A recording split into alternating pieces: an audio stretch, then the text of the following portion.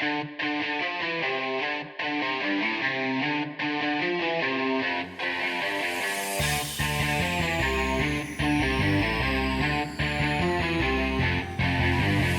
to the Iron Will podcast, where we talk about overcoming adversity and challenges, creating the life we truly want, and how we use iron therapy to improve our mind and body. No matter what life throws at us, we need to develop an iron will to push through whatever stands in the way to becoming the very best version of ourselves. It's never too late, but now is the time for action. Hey guys, welcome to episode 210 of the Iron Will podcast. Today we are doing 5 rituals for your best life with John JC Cerrone from Limitless Legends. Hey John, what's going on, brother? Hey, how's it going, my friend? Glad to be here. Man, long time. Yes. Was it a year ago? Probably about a year ago that we had you on the podcast. Yeah, and I know you got some cool things going on. So let's hear from my listeners and stuff to refresh them a little bit about yourself and what you've been up to and what you're doing now, brother. Thanks very much, my friend. So my name is John Cerrone. I am better known as JC Limitless, and I'm a mindset and business coach. About a year ago, I was probably serving everyone and anyone who came to Limitless and said, hey, man, I want to change my life. But recently, actually in probably the last month, I've shifted over to men. I found that I have way more influence and way more results working with men. So my content's moving that way. I'm moving that way. I've created a secret society for men. It's called Limitless Legends, and that's where the bullshit stops. You know, we're gonna really start working on bringing home the masculinity, bringing home the men, and putting them back out into the world the way that they should be. You know, in my own eyes, and I'm sure in a lot of guys' eyes, that you know, masculinity is kind of under attack in a way, if you will. And I want to bring that back. I want to make it okay to be a man and go out here and do what they do best. And I'm attacking this from different ways, you know, because I think that the overall story that we've been fed as men, I think you can relate to this. Tell me if I'm wrong, but you know, like, it's just to go out there and provide and protect. You know, like, whatever your emotions are, whatever you're going through, stuff it down inside, shut the fuck up, and get back to work. And we're doing something different here. You know, like, we're not focusing on the problem. We're not focusing on those feelings, but we are addressing them and moving forward with them and making it okay for people to talk about them, for men to talk about them and work through them. Yeah, I agree with a lot of that for sure. I think part of the problem, though, for us as men is that, you know, 100 years ago, I don't think men were in the best position to be the equal partners that they should be in a lot of things and stuff. So I think the pendulum has swung way too far to the other side now. And I think because of that, I think there's a lot of question and ambiguity as to what a man is, how a man is supposed to react. You know, I don't care what anybody says.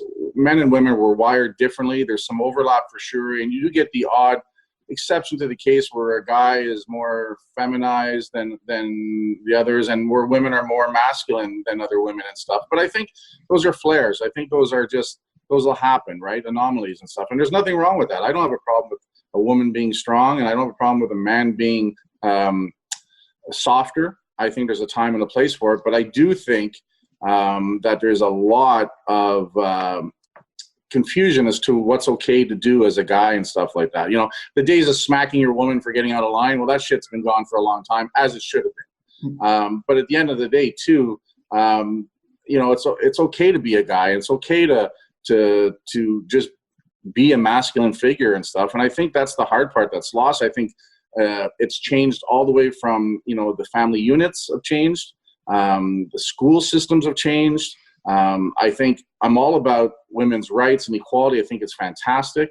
But I think it's just gone too far the other way, where now we're the stepping stones and stuff like that, right? And you're right. You know, I think there's this thing out there where we're supposed to be strong in silence, but at the same time, you know, we have to be soft, and we have to be everything to a point where we just fucking don't know what to do anymore.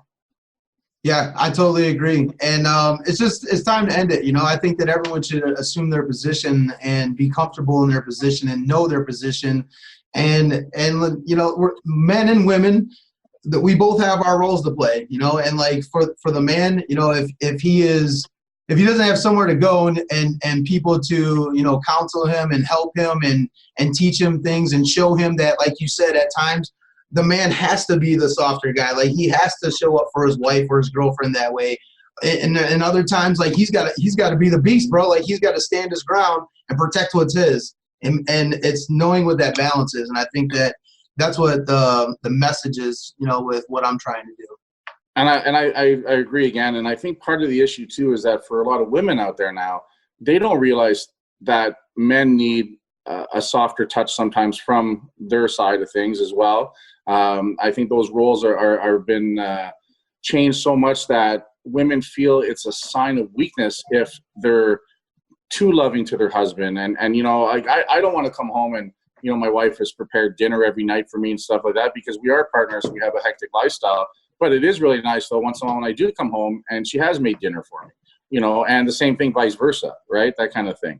Yep. A really interesting book that I've read and my wife have read, it's called The 5 Languages of Love. And it's really, really sharp. And what it does, and it's more of a looking at people's character as far as how they're wired, not just male and female, but just what's important to an individual. So depending on how you're wired, you know, you might need certain things from your partner that they don't necessarily think is important, right? So, you know, a kind word or a gift or whatever. Some people are gifts, some people are kind words, some people it's about the actions, right?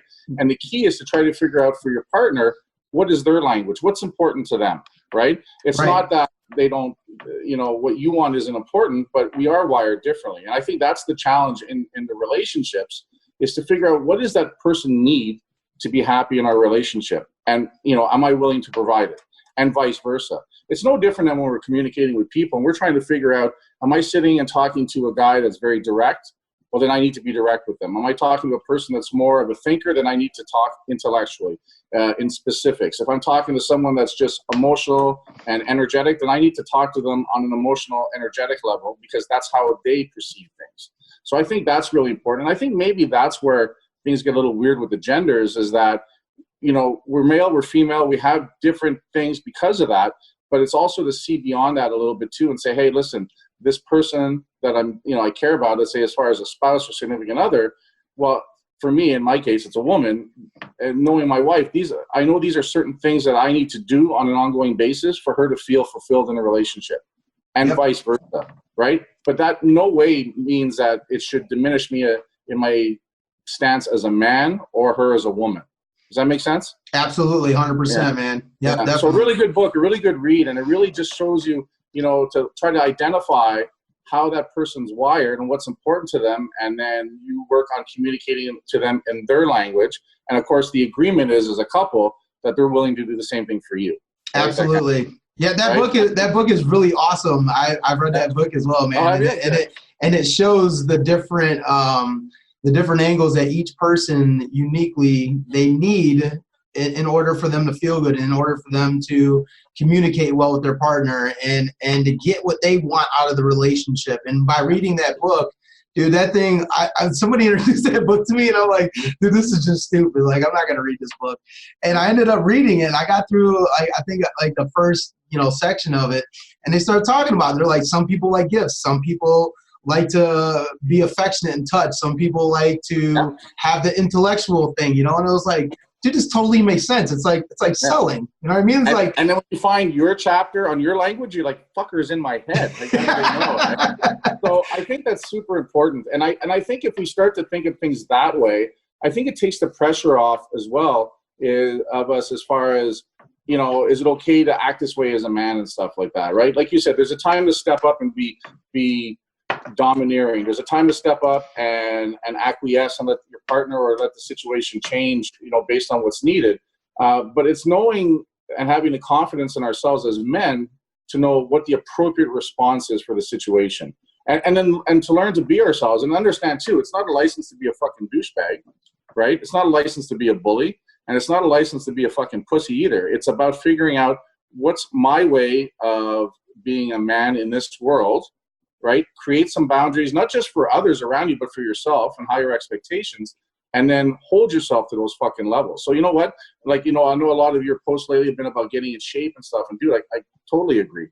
get strong, get physical, right? So that you have that self-reliance, you know that you're capable, and you have that feeling. And not just that, but your testosterone's at a higher level, your energy's at a higher level, right? You're ready to engage on a higher level mentally and physically. And I think that's where men have to start taking responsibility. I'm a powerlifter. I'm not saying everyone has to try to bench 500-600 pounds, but that's my thing, right? That's what gets me into the gym and what excites me.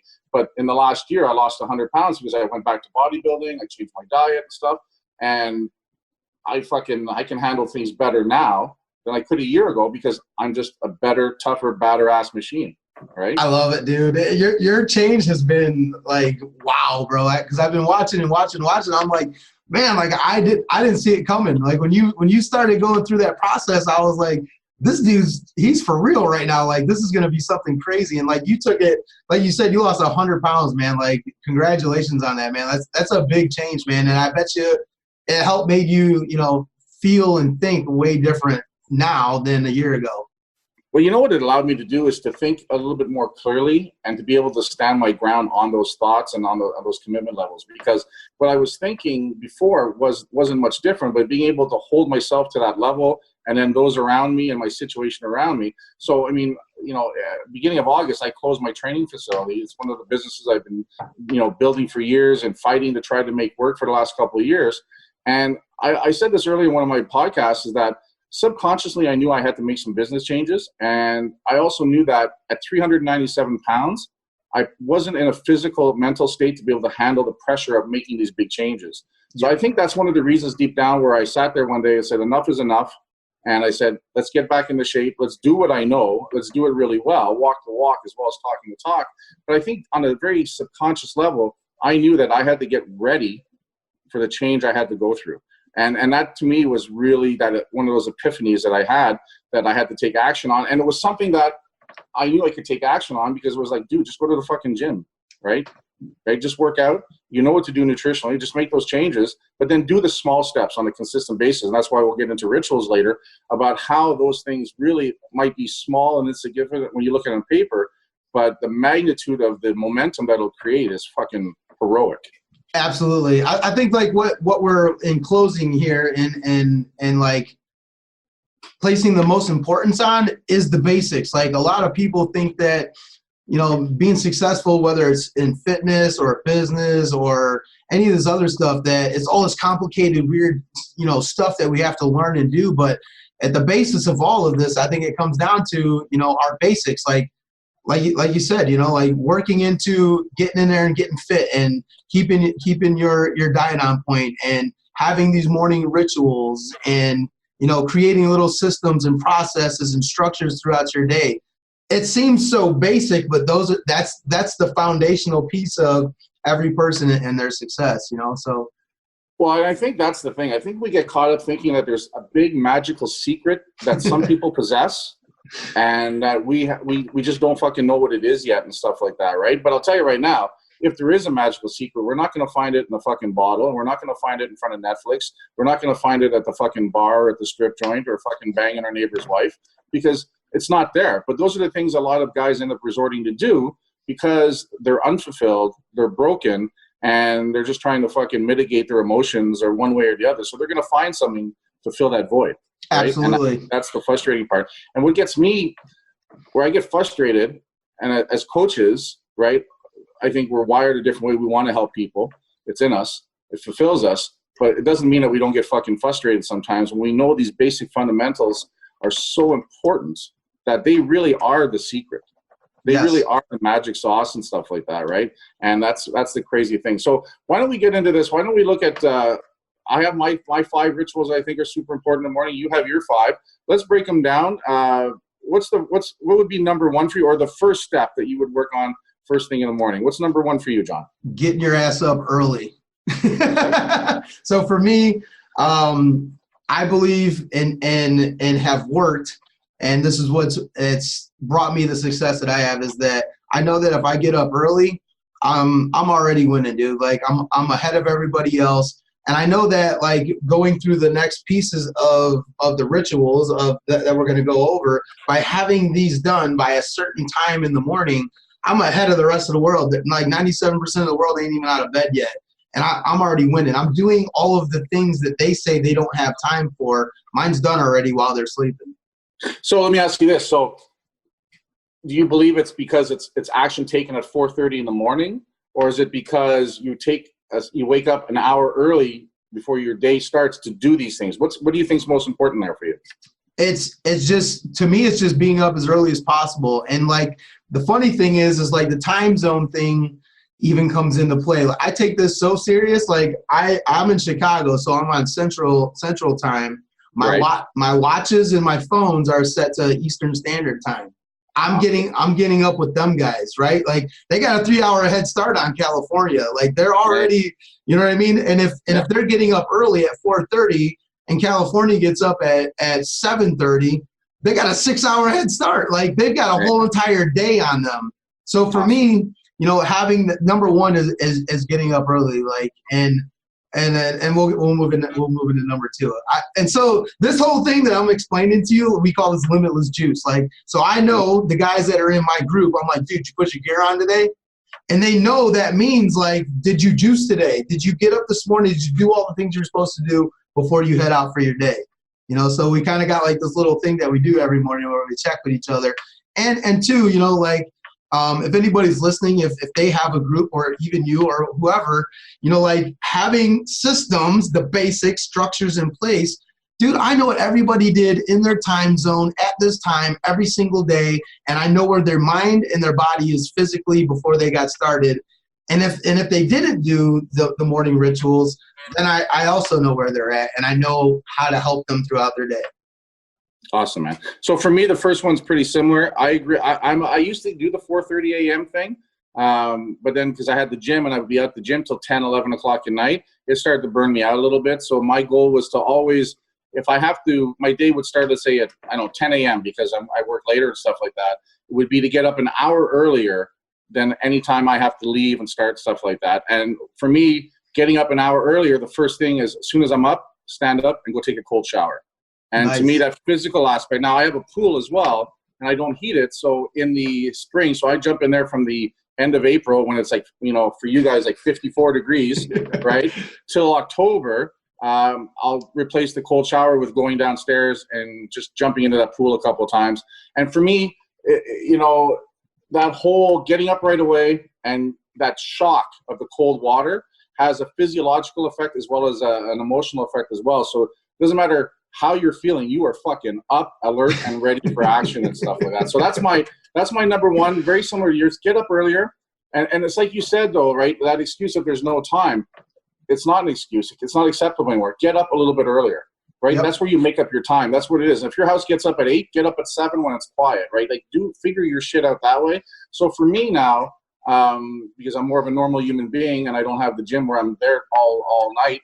I'm getting up. My alarm goes off at 6:30. I get up. I work on my stuff, and now I'm at a point where I'm able to see my wife and daughter off to school, which is something I've been home more in the last 12 weeks than I have in the last 15 years. So that's been weird for everybody. But that's what I try to do. I try to make sure I'm up by 6:30, have that cold shower, jump in the pool if the pool's open, and it just shocks me into action, as I like to call it, and stuff like that. So that'd be my number one. I'll start with number two. Number two for me is physical activity.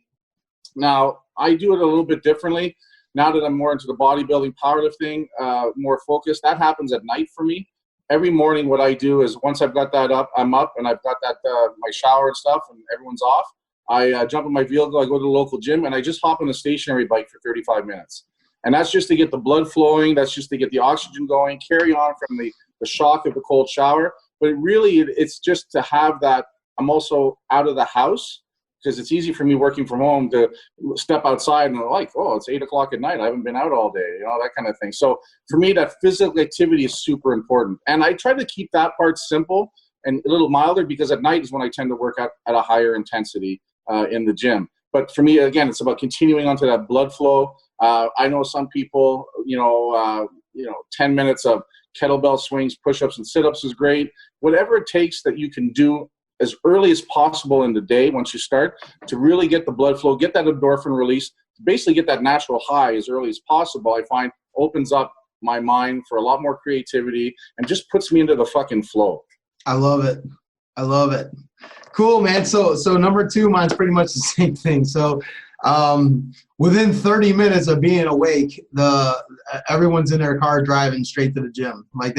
And the reason, and even if you can do it before the 30 minutes, I tell these guys, I'm like, dude, don't even worry about brushing your teeth or doing any of this shit. Wake up, get your keys, drink whatever you need to drink before the gym, drink your coffee, or if you got whatever you're taking, take that, whatever you got to do, get a car and start driving. Because you're going to be half asleep driving to the gym. You don't have time to talk yourself out of it. You don't have to be like, oh, man, I went hard the last 3 days. I don't have to go this morning. So it's get up and immediately get in the car and start driving. You know what I mean? Get there, do your stretches, roll out, do what you need to do before your workout and get moving. So pretty much the same thing. And I love the idea that you do the cold shower or the pool thing, because shocking your system like that, dude, like you said, it don't just shock you physically, it shocks you emotionally, mentally. It wakes you up you're fired up and ready to go. That's pretty cool. I like that. I might take adrenaline release. It's really cool. I was doing a lot of reading about Will Hoff, where he does the crazy, temperature water swimming and stuff like that. Yep. And there's a lot of science behind that. There's a lot. Now Will Hoff has a whole method that he's created off that. I'm not as close to a polar ice cap as would make it easier, even though I am in Canada. But again, he gets more into why that shock of the cold water, what it does to the body, what it does physiologically, hormonally, as well as mentally, and just part of that toughening, right? So super, super important, really cool stuff on that. And one of the things I want to sort of go back a little bit is that none of these rituals are going to work if you're also not on top of your sleep. If you're not taking care of yourself, and we'll talk a little bit at the end about just some setting sleep patterns up better and stuff like that. Sleep is super important. I think the same for you as it is for me. Most of the clientele we're going to deal with are older, right? That kind of stuff. They're in their 30s, but definitely when we get guys and girls, 40s and 50s, sleep is so important. So many things happen during sleep. And the key to getting a great start in the day is to get to bed by a certain time on a ritualistic basis as well, and even how we prepare for that sleep and stuff. But again, we'll get into that. So yeah, and 1 and 2, man, we're almost on the same page overall. What's number 3 for you? So number 3, we get up early, we hit the gym, and then as soon as we come home, man, the first thing that we want to do, obviously we'll take our post workout and take our shower and do what we need to do. But the next part for us is looking at the day ahead, right? So taking an overall look at what we have ahead of us, because the third part of this is going to be the personal development part. I have everybody spend at least 30 to 45 minutes minimum doing some type of personal development. But the thing is that I think most people, instead of just going through the motions, I participated in personal development, I read this book today, so I did my part. But the thing is that what is ahead of your day? Are you going to be faced with sales today? Are you going to be faced with door knocking today? Are you going to be faced with calls today? Are you going to be faced with a lot of clients on the phone today that you already closed and you need help? Your personal development every morning should be geared towards what it is that you have ahead of you throughout your day. So instead of just participating and going through the motions yep, I read a book for 20 minutes today, I'm good to go. You literally read something and brought something into your mind, into your physical reality, and it set your mind up. It warmed you up for what you're about to experience in the next few hours, So that would be the third thing for us is hitting that personal development, but geared specifically for the day that you have in front of you. Awesome. So number 3 for me is uncannily close. It's journaling. I like to make words up, journalizing. Journaling for me is super important. So, we'll come back and then same thing, I get back and then I pull out, something like this, a specific book that represents something for me physically, mentally, and emotionally when I see it. And I just break it open and I have some structure to it. And the first thing I check off is, I use the acronym SAVOR, so a little bit of silence where I just kind of meditate, think about what's going on, focus on some breathing. A daily affirmation where there's a thought of a day that I like to repeat on a Monday or a Tuesday or a Wednesday that just, again, trying to create that mindset. And then the third one is a visualization. So I'll just do a little just a little blurb on what do I see happening? Where am I going? What's my end goal? What's my vision and my purpose? Sort of reminding myself of that. Exercise is in there, but I do it earlier. And then reading and stuff like that. But what I'm doing in the journaling is basically taking a few minutes and, like you said, thinking about my day, but also thinking about what is it I'm looking to achieve overall? What is Kurt Haas's big picture? What is my purpose? What am I trying to do? And then spend some time in there and putting the right words in my head, the right scripts in my head, because at the end of the day, I believe that, you know, we have thoughts in our head and we either decide what those thoughts are going to be or someone else does for us. So for me, when I look at the journaling and I take that time to do that and think about the affirmation of the day, and visualize what I'm trying to do, where am I going, it just allows me to put the content in there that I want to start the day with, that no one else is feeding me, right? And before I start the day, this is, again, all these things are happening before I'm answering the phone, before I'm reading an email, before I'm letting the outside environment come at me. I'm making sure that I'm ready and I know what I got to get done today. So to me, that's probably the area where I see guys struggle the most. They call it, you know, a little too frou-frou, a little too, you know, airy-fairy. But I think it's so powerful that if you don't have a journal, you don't have a roadmap. And if you don't have a roadmap, you have no fucking idea how you're going to get to where you're going.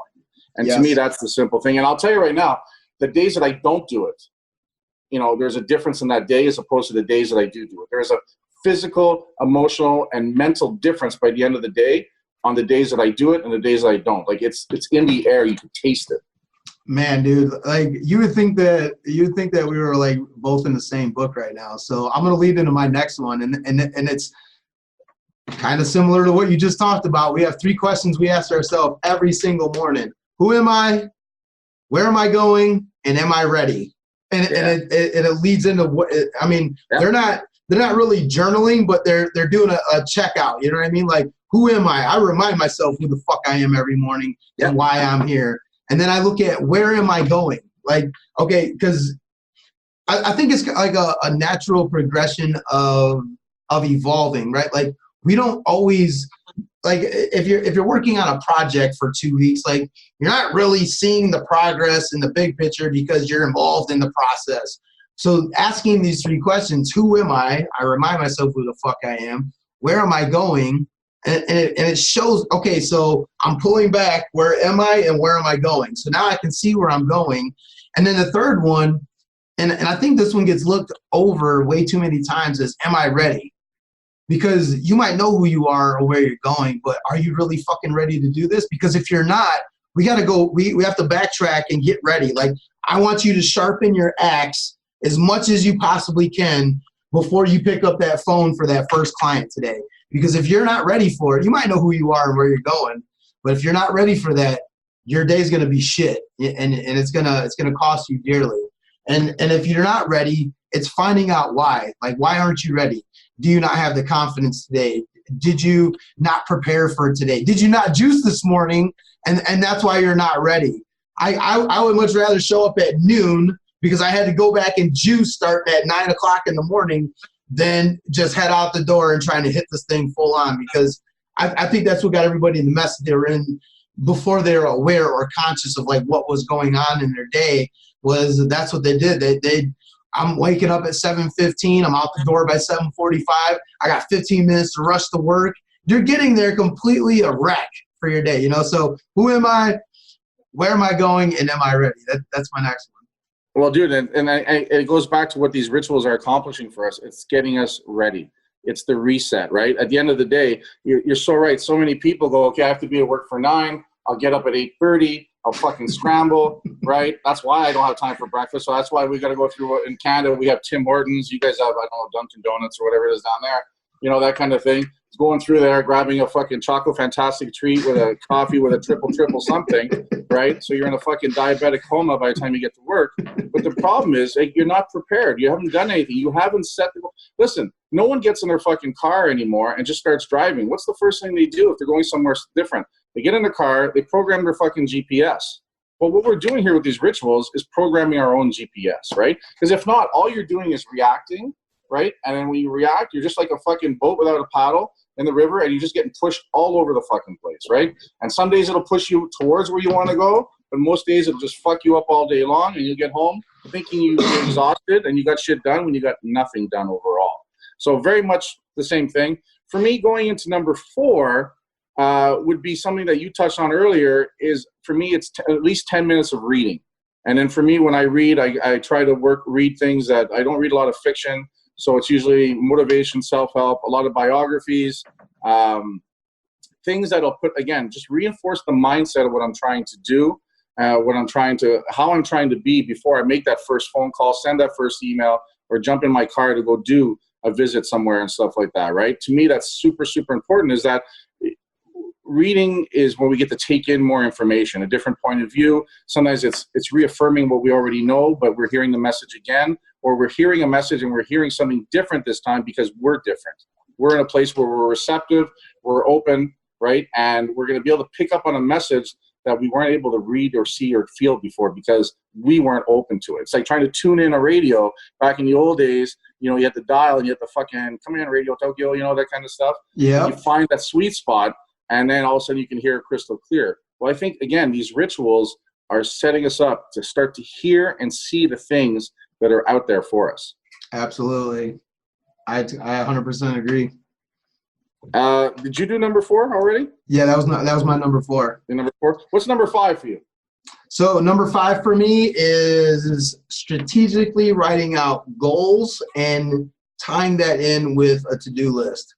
I call it a do it now list. We don't have a to-do list. It's a do it now list. So we'll write out our goals, and whatever our goals are for the day, we'll write out a matching do it now list that ties up to these goals. Now, these goals are geared for the entire day. Our number 1 goal is to get everything on that fucking list done by noon. So you're geared up, man. You went to the gym, you ate good, you went through your personal development, you checked in with yourself, you know where you're going, you got all this shit, like you're fired up. By the time you're done doing all of this, and in the beginning, if you're just now starting out doing it, it might be a little rough. But after 2-3 weeks of doing this, man, you start seeing the results in the gym, you start feeling better, your energy's like through the roof. And by the time you get done with this in the morning, like you're so energetic and you're so ambitious that these goals are literally for an entire day. And our goal is to get all of this shit done by noon. 99% of the time, you ain't going to get it done by noon. But you're hammering down for the next 3 hours in 15-minute increments at a time. Boom, I got to get this done. Done. Boom, I got to get this done. And by the time noon rolls around, you got 50 to 70% of that list done. You're winning. You're confident. You're feeling good. You're looking around like, man, like I ain't got much left on this list. Let me hammer down on this and get it done. And the rest of the day, I have everybody just contact as many people as they fucking can throughout the rest of the day. It could be, you could be calling people for cold calls. You could be messaging people on Facebook. You could be creating content, writing content for other people. You could be calling, man, maybe you ain't talked to your dad in 20 years. Maybe you got the balls today, just be like, fuck it, I'm calling this guy. You know what I mean? Like, enough of this shit, Like, and I say that just from a personal experience because, like, I haven't seen my dad since I was 8. I'm fucking 40 years old. And it's coming to that time for me, Like, I'm about to just be, like, I hated the dude, bro, until I just had a realization of, like, how old he is and, like, how brittle he is and, like, he's about to go. No matter how much he did wrong or how much I hate the guy, like, I want to call the guy and just be like, hey, dude, you know what I mean? Like, whatever, it's all in the past, man. Like I don't know if I want to just leave that thing hanging until the end and he's just not here. You know what I mean? Like, that's a big one, man. That's pretty powerful. I'll tell you the one thing I will say, that if after working these rituals you don't feel like you're ready to kick down some fucking doors and go after shit, then go back and do these rituals again and get better at them and stuff like that, because that's really what it's all about, right? And a lot of times that one thing you've been trying to avoid or you've been, avoiding dealing with and stuff like that will look a lot smaller and weaker when you're ready to fucking rock, right? Yes. So what I like to roll into number 5, very similar, is I create my top 2 or 3 things that have to get done. I call them the ball movers. The things that I need 2 or 3 things I do that I know that's really going to push the ball down the field. And typically there's something that I've avoided doing, I keep forgetting to do, or I just haven't got around to doing it. But I know that it's limiting the overall progress. And the same thing, I try to get them done try to get them done as early as 8 noon is my cutoff too. I try to get a lot of that shit done while I'm at my most powerful, when I'm at my peak state, when I've got the most momentum and stuff. And you're right. Like I said, if you have 3 and you get 2 done, that's a fucking win. That's 67%. You're batting 660, right? People make millions of dollars batting 300. You know what I mean? That kind of thing. So I think that's super important overall. And at the end of the day, once you get those 2 or 3 main things done, what I like to do is I sort of spill over my day into the afternoon.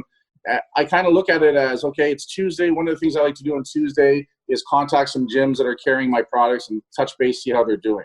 So, you know, I like to do that a little later on. But sometimes, depending on how the morning went, the 2 to 3 top things I had to get done, sometimes that'll lead me into a direction for that day that just is sort of a natural flow.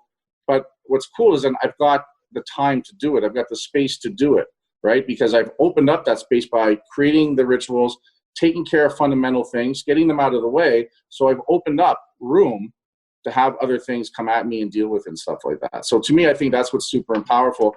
But I think, again, we're very similar, is that there's some key things that we know that have to get done, that have to make sure that, you know, if we don't fucking do it, it's just not going to get done. And if we can't do it when we're at our peak state, we're not going to get it done. Absolutely. Right? But it comes down to, we have to create that peak state overall. Absolutely. So for me, you know, those are my top 5. I think they're very powerful. Your top 5 are very powerful. Anyone listening to this are going to see there's a tremendous amount of either it's identical or overlapping, right? Because that's the other thing too. You go out and buy any book about starting your day, about organizing things, about doing whatever. A lot of these things are in there, right? You have a slight twist. I have a slight twist, but they're still, the fundamentals are the same. Create space for yourself, and in that space, work on yourself. It's Absolutely. that simple, right? If you don't take the time, if you're not, your most passionate project is not yourself, then you're not going to get anywhere. Like, we have to be the thing that matters the most, to the point that we're going to do what's necessary. We're going to do what's difficult, right, to allow us to get to a higher plane of existence. I want to be a better businessman. I want to be a better friend. I want to be a better husband. I want to be a better father.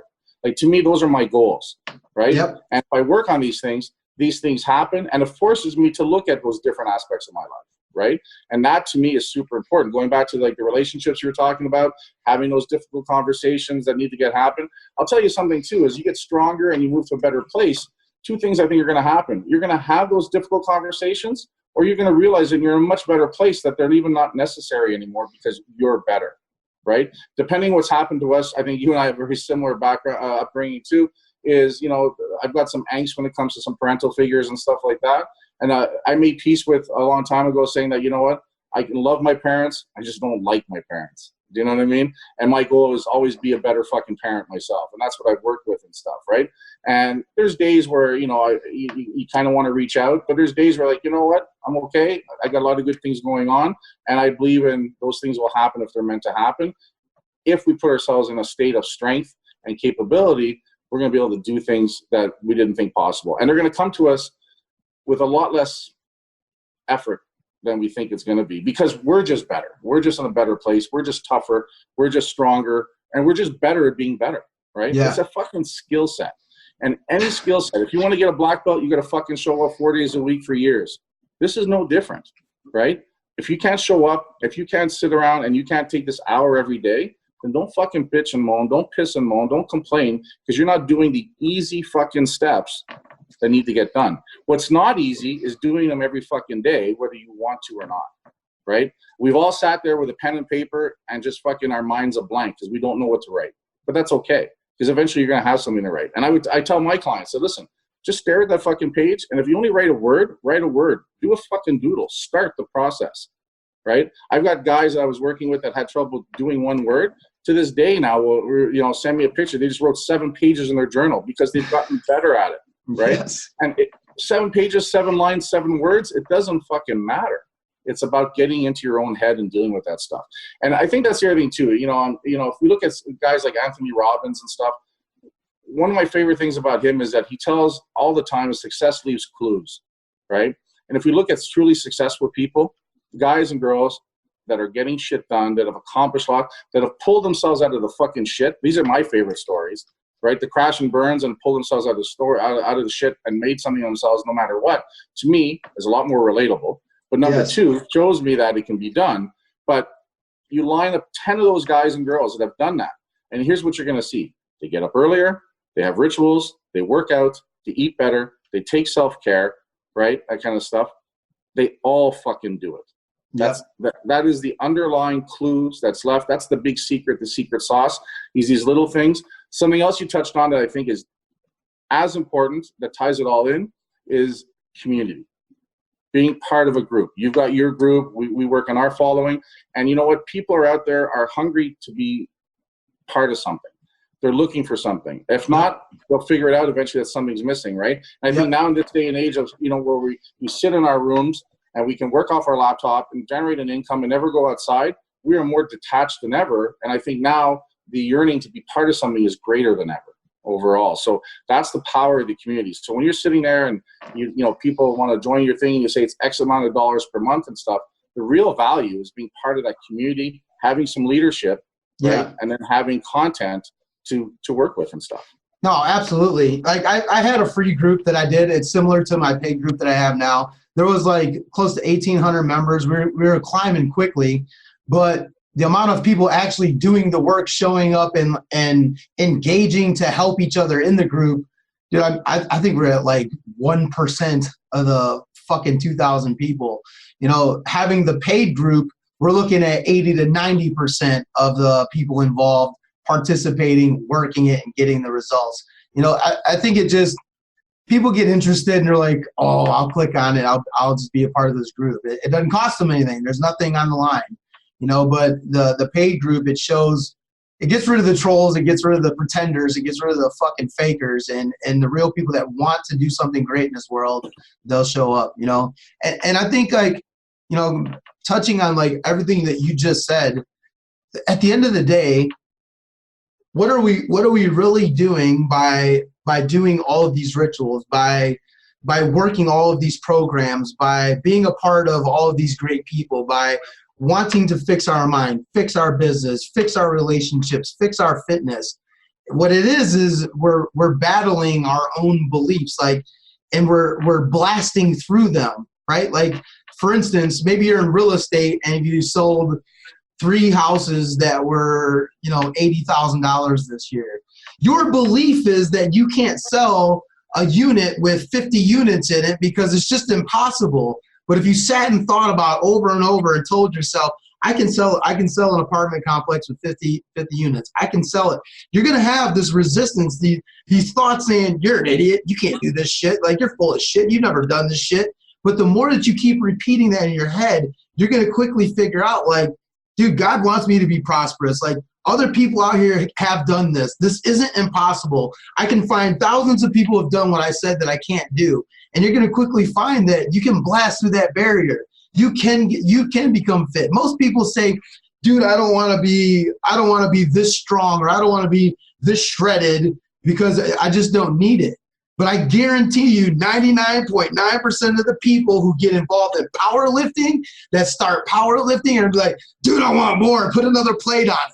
Put another plate on it. People who start shredding and start getting ripped, that maybe they were super heavy and thought that they could never have abs before, they talk shit about all the people who have abs because it's their own disbelief within themselves. And when they break that belief, dude, I was one of them. I was like, they don't need fucking abs. Dude, I got on that mission last year, bro. I went from 22% body fat to 8.4 in 40 fucking days. I did more in 40 days than I did the last 14 years of working out.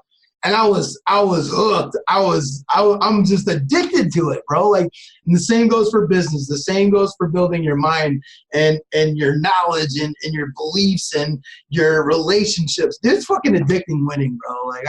Well, listen, and that's the whole thing. Like, going to your example of, not believing you can sell a unit over $80,000, right? Well, the only way to break that is, like you said, is to start creating that self-talk and strengthen yourself. Understand that you're going to suffer from the imposter syndrome all the time, no matter what level of success you have. It just gets bigger.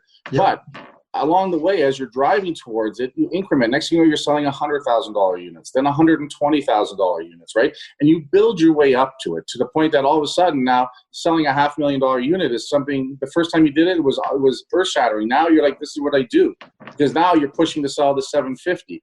It's the same for everything, but that only happens if you start from a basic and start putting a ritual together and then start working towards it, right? And showing up and getting it done. You know, it was funny. I was talking to one of my buddies. We were benching last night. Tuesdays are a big bench night. And my goal is to break 600 pounds on the bench. It has been for the last 30 years. I'm closer now than ever, but I'm still not there. I follow a couple of the other big benchers that are benching 700 and 750 and stuff.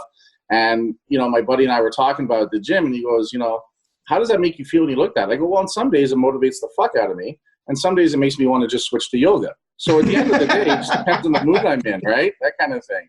So that's why I sit there and say, but nonetheless, I'm going to pursue the 600. But along the way, I decided I don't want to bench 600 weighing 400 pounds. I want to bench 600 weighing under 300 pounds because it's more impressive. But deep down, one of my goals has always been big but leaner, right? Yeah. But I've always feared it. I've always feared that, hey, that imposter syndrome, or feared the work behind it, or I just, it was so far away, it just seemed something that's not possible. Well, now that I'm down so much weight, it's a lot fucking closer than ever. So yeah. It's motivating. There's momentum to it and stuff like that. But the one thing is, I tell people, and I'm sure you tell your people the same thing, it's about showing up every day and being consistent. The courage, man. Just have the courage to fucking go and show up, dude. Showing up is 85% of the battle, as someone has said, and stuff like that, right? And the key is to surround yourself with people doing the same thing. So the circle of 5, that thing is super important. The community we belong to, that's why it's important. And from a business owner, from a brand builder like you and myself, is to understand that we need to create that community so people want to be a part of it. Right? They can fucking buy a coaching program from 1 million fucking people. They can buy a t-shirt from 1.5 million fucking people, right?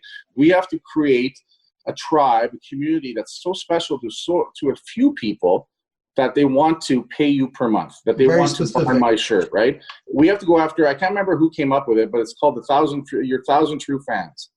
Once you get to the point where you have 1,000 true fans, like you said, not the 1,800 hanger-ons, right? You're better off to strip that down to 6 people that fucking pay you per month, right? Because you're going to be able to deliver a better quality to them.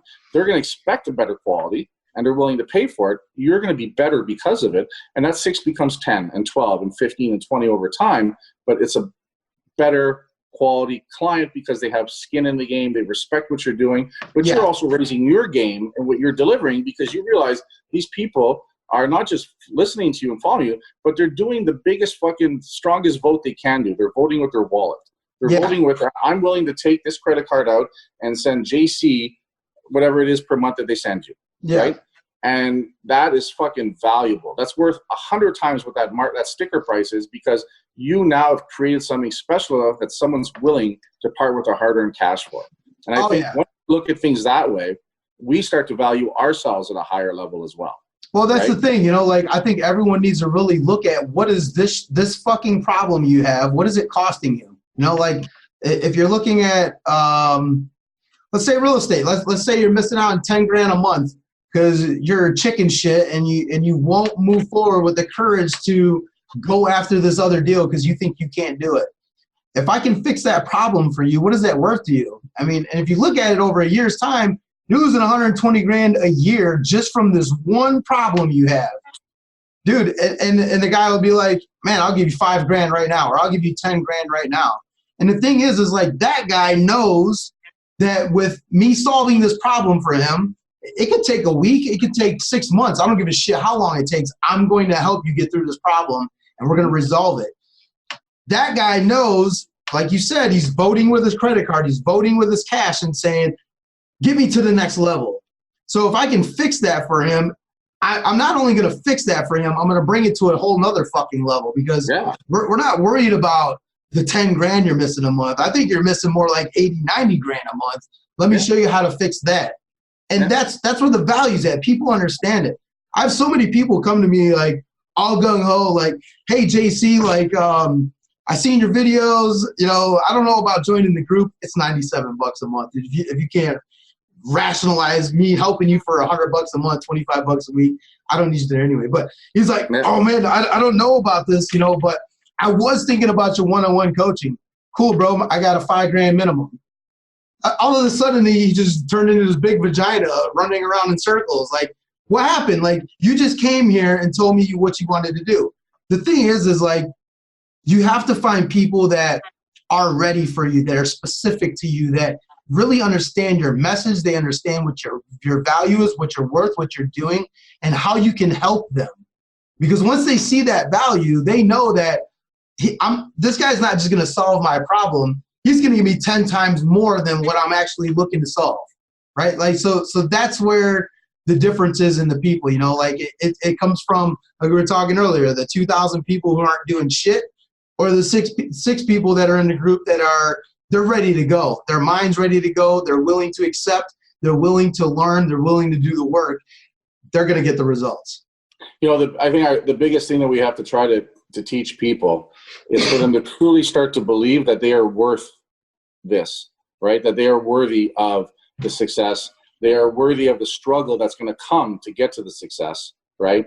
And they have to understand there's guys out there in any industry. And again, what we're talking about here, I don't know real estate. You don't know real estate as much as the real estate guys, but you know the fundamentals that will make them a better real estate person. Because it's the same fundamentals that will make them a better fucking plumber, a better doctor, a better husband. You know, that discipline and that accountability and being a part of something. You know, there's guys out there, let's go back to real estate, that are fucking missing the boat because they're up till 2 a.m. drinking with their buddies, being the fucking big shot. They sleep until 10:30. They're rushing to get to a showing at 11. They're a bag of shit. You can smell the booze on them. Well, I'm not partying with $250,000 with this fucking guy, right? Whereas if he learned to create some discipline, you know, create some positive mindset, get in better shape, prepare his body and mind for success, he's going to show up 15 minutes to the meeting, ready to go, looking better, projecting better. And you know what? He's going to fucking sell more shit because of that. His knowledge of real estate didn't change. No. The two cases, it's the same amount of, you know, real estate knowledge. That doesn't fucking matter at this point. It's yes. Buddy lost before he fucking got there. I mean, there's many different ways. Like we'll use the real estate guy. So like, number one, that shouldn't be the only fucking listing that you're ready to show that guy. Most guys just show up, they're like, hey, this is the listing. And like, there's just one thing about this fucking building. This guy's like, fuck this, I'm out. And then they're just sitting there with their thumb up their ass. Make sure you got 2 or 3 listings there. Make sure that you're going out. Like, if you really want to, if it's about a money thing and you want to increase your income, you know, annually a year, like, you're going to have the courage and the balls to start going and get listings that are worth that much money and know that you can sell them. You know, having that courage. Oh, courage is just so basic, JC. Like, what the fuck is that? That's going to help me in my, yeah, motherfucker. Like, if you don't have the courage to go and get this big ass deal, like, you ain't going to get the money. You know what I mean? You tell them to listen, courage is no big deal until you have none or you have some. So it's that simple, right? So the moment you start having courage again, it's really fucking amazing what it does, right? And the moment you have no courage, it's really amazing what it doesn't do. Right? Absolutely. That's the thing, right? So one of the things, I think those are 2 really great top 5s. A couple of things I like to add in is, we talked a bit earlier about just getting some better sleep and getting some things going. One of the things I like to try to do as much as possible is, once we get into the group, I like to do things in steps. So obviously, if I'm working with somebody new, I just want them getting up a little bit earlier. I want them getting moving. I try to get these 5 steps. You know, I'd love it if they did all 5 the first day, but hey, let's start with the first one. Get up a little bit earlier. Start to master step 1 for the first week, and then go into step 2 and that kind of thing. Some clients will move faster than others, that kind of stuff. But once they get what I call these 5 fundamentals down and they're good at it, the next thing I like to add, and especially for myself, is in the evening when it's time to wind things down. I try to be in bed by midnight now, right? I try to be in bed by 11:30 and then asleep by midnight, that kind of thing. And when I stick to that, getting up at 6:37 works pretty easy for me. Now, one of the things I try to do as I'm shutting all the lights off and getting the house, I'm usually the last one to bed anyway, is I try to sit down with the journal again, and I like to do a recap. How did the day go? Spend 5 minutes. Look at what you have on your paper and stuff like that. Did you get your top 3? Did you get your 10 items? Whatever it is. And if not, move them to the next day, right? Take a few minutes. Do a little recap. Well, what happened? Like you said, why didn't I get it done? Did I run out of time? Was I not prepared? Was I missing something? Was I a bag of shit and I didn't fucking do anything about it? Like, I mean, be honest with yourself, right? And then just sit back and recap. There's a really cool Mary Kay story, and I think all men should know about Mary Kay. But when Mary Kay started, she was a single mom that was looking to create some money on the side. So she got into selling perfume and cosmetics and stuff. And she was struggling and struggling and struggling. And what she created was, she called the $30,000 list. And what she did is she started sitting for 10 minutes at the end of every day and doing exactly that. recapping how the day went, what got done, what didn't get done, where she ran into problems, what worked really well. Within 30 days, she increased her revenue to $30,000 a month. So that's why she calls it her $30,000 recap. Right? And it was just a matter of her sitting down and doing this, right? Spending the time to say, hey, how did I do? You know, when we fly in an airplane, we sit there and think, you know, it's all done for us. But the whole time that the airplane's flying, right, it's redoing its course all the time, because as it's flying from point A to point B, it's constantly being blown off course by winds and by high pressure systems and stuff. So it's always recalculating, it's always redoing, it's always coming back to make sure, it's always realigning. That's its entire job. And that's why on our end, sitting in the middle of the plane, we just take it for granted that we're going to land where we're supposed to land. But the person in front, the person running the show, in this case, the computer, but hopefully the pilot knows how to do it too. They're always recalculating. They're always realigning and stuff like that. And to me, that's what I look at the recap. It's the realignment. Was I on the ball today? Did I stray? Why did I stray? If I strayed, how do I do better and stuff? Right? And to me, I think that's super powerful. And there's things you're going to think of for the next day, or you're going to be able to do now and remember now, because it's fresh in your mind. The day is still fresh. Whereas if you say, oh, fuck it, I'll deal with that tomorrow, and you don't write it down, you know what happens? You forget about it by tomorrow, right? So to me, the recap is super important. And then getting to bed at the same time all the time, you know, having the room dark, having it cooler, you know, all those things are so important to a quality night's sleep, that if you don't get a quality night's sleep, you can fucking toss and turn for 14 hours and you're going to be a bag of shit. You can have a better sleep, a scheduled sleep, and sleep for 6 hours and be fresher than everybody else overall. So for me, those are the things that become the next thing that we want to work on. Is now that I've got the rituals going, how do I get better in the morning when I get to the rituals? How do I make sure that I'm in a physical and mental place that I'm capable of carrying out these rituals at a better level? 1,000%. Awesome, man. Awesome. How do you end your day? What's some of the things that you do to end your day? It's pretty much the same thing, dude. Like, so, for me, it's just writing those goals again. So, like, where did I end up, and what do I need to do tomorrow? What are my goals as soon as I wake up tomorrow? So it's feeding my subconscious mind right before I go to bed. Like, I need to wire this shit and drill it ingrain it in my brain. So in the morning, the first thing I'm thinking of is my goals. Like, what do I need to do? I need to get this done. I'm already in go mode, like just opening my eyes. And I'm like, I know I got to go to the gym. I know I got to get the fuck out of here. I got to go do this. Like, I got to get back and get all this and set up, you know. But in between there is where I kind of do a little bit of like what you're doing. I'll just leave it at this. So it's just an accountability thing. I make sure that everyone is accountable and taking inventory of themselves. I do a little exercise with everybody, and you guys can do this. You guys will be fucking surprised if you do this. So every hour on the hour from 9 a.m. to 6 p.m., what the fuck did you do today? And you're gonna find, like, because the first time I did this, I'm like, this is fucking bullshit. Like, I'm on my game, dude. I'm fucking moving. Dude, I literally was wasting like 60% of my fucking time throughout the day. And doing this for 2 weeks, you might think it's like tedious or, dude, this is just too fucking much.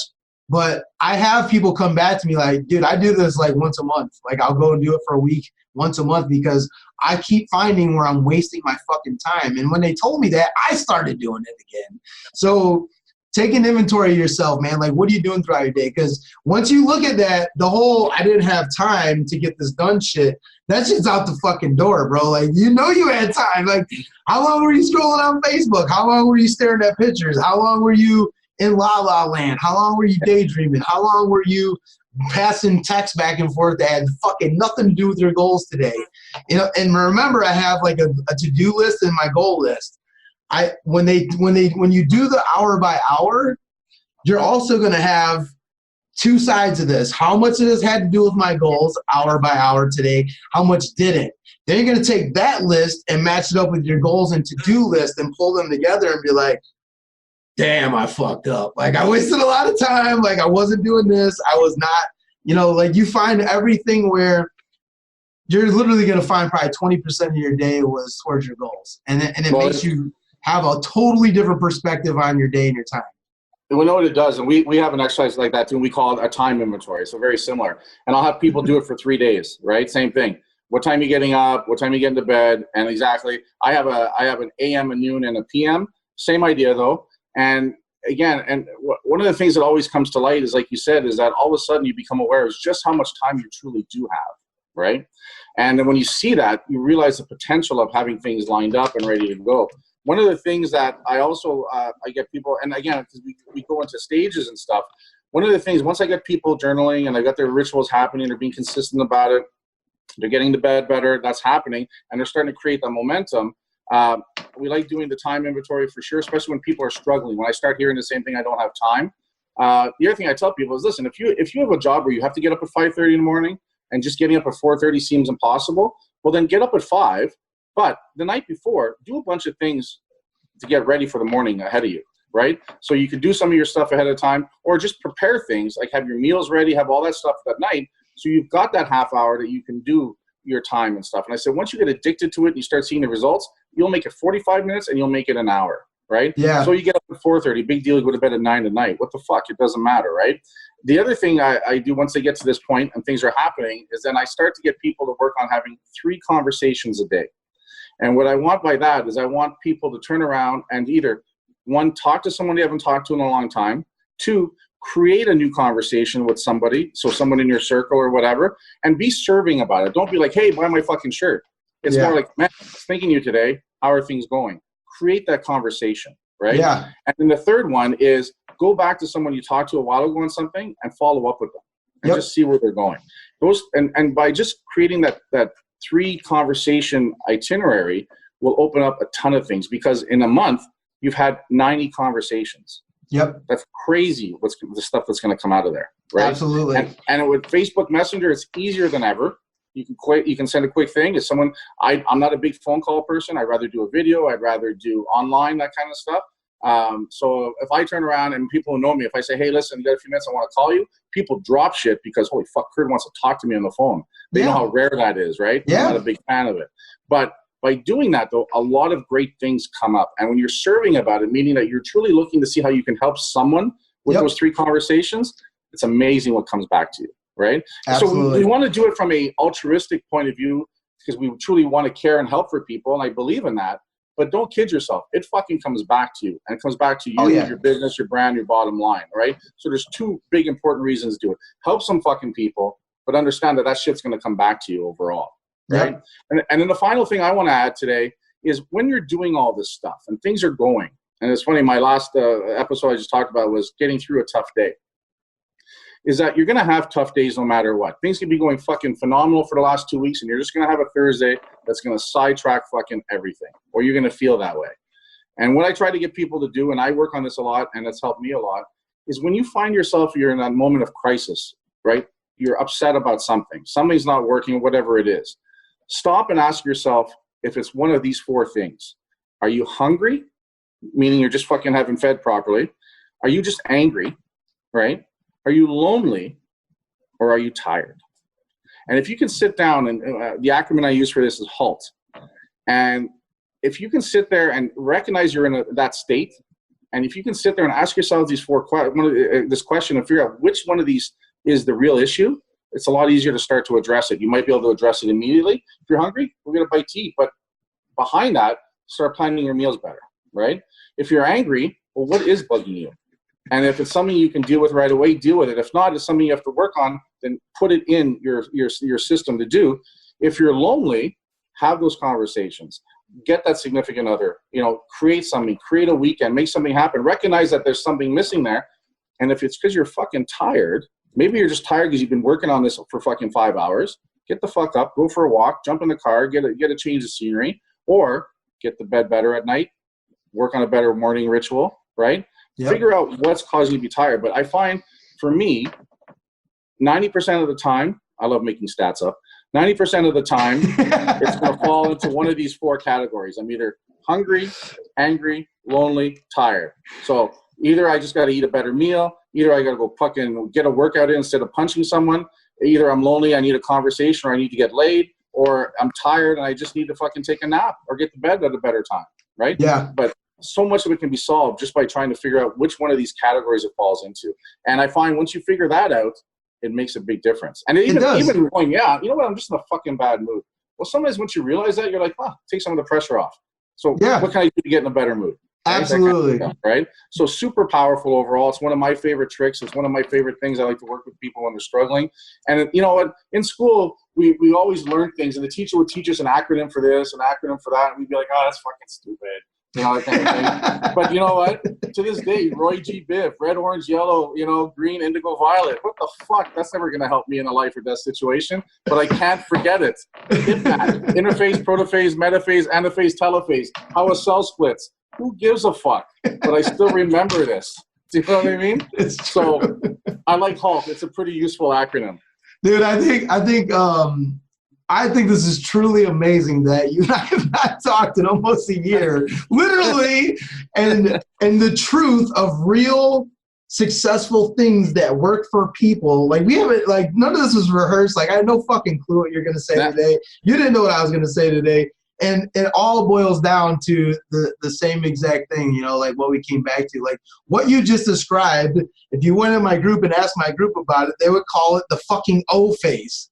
Right? Okay. Like, why do you have this O face of some surprise of something that went terribly wrong today? For 30 years, if you didn't eat right, you're going to fucking be in a shitty mood. If you didn't go to bed last night, you're not going to get shit done today. And I just think this, like, when you started talking about it again, like, this is what, 5, 6, 7 things we talked about.